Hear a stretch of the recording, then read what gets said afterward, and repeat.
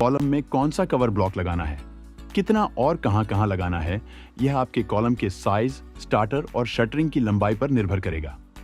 अगर आपके कॉलम का साइज 12 इंच या उससे अधिक है, तो उसमें रिंग से 40 मिलीमीटर का कवर देंगे। ऐसे कॉलम में क्रॉस लॉक CLB 40 लगाना सबसे बढ़िया रहेगा।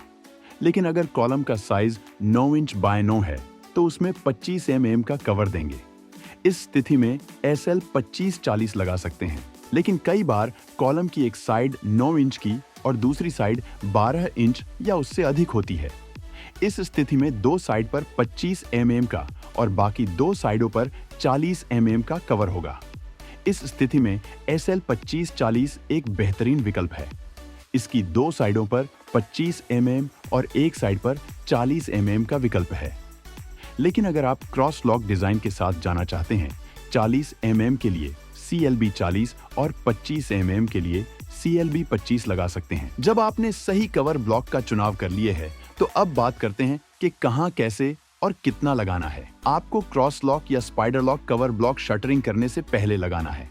अगर आपने कॉलम में स्टार्टर लगाया हुआ है, तो आपको कॉलम की निचली साइड पर लगाने की जरूरत नहीं है। लेकिन अगर स्टार्टर नहीं है, तो नीचे भी एक सेट लगाना पड़ेगा। यहाँ इसे आपको नीचे से लगभग 1 फुट ऊपर लगाना चाहिए। अगर आपकी शटरिंग की लंबाई 4 फुट तक है, बीच में लगाने की जरूरत नहीं। लेकिन अगर इसकी लंबाई 4 फुट से अधिक है, तो आपको एक सेट बीच में भी लगाना चाहिए। कवर ब्लॉक को शटरिंग से लगभग 6 इंच नीचे कॉलम के चारों तरफ 2-2 पीस लगाएं। अगर आप स्पाइडर लॉक लगा रहे हैं, तो आपको इसे केवल रिंग पर लगाना है। आप इसे घुमाकर 25 या 40 का कवर सेट कर सकते हैं। लेकिन अगर आप कॉलम में क्रॉस लॉक लगा रहे हैं, तो आपको इसे रिंग और मेन बार की क्रॉसिंग पर लगाना है। लेकिन किसी कारणवश रिंग से शटरिंग की दूरी थोड़ी कम हो, तो इसे केवल मेन बार पर लगा सकते हैं।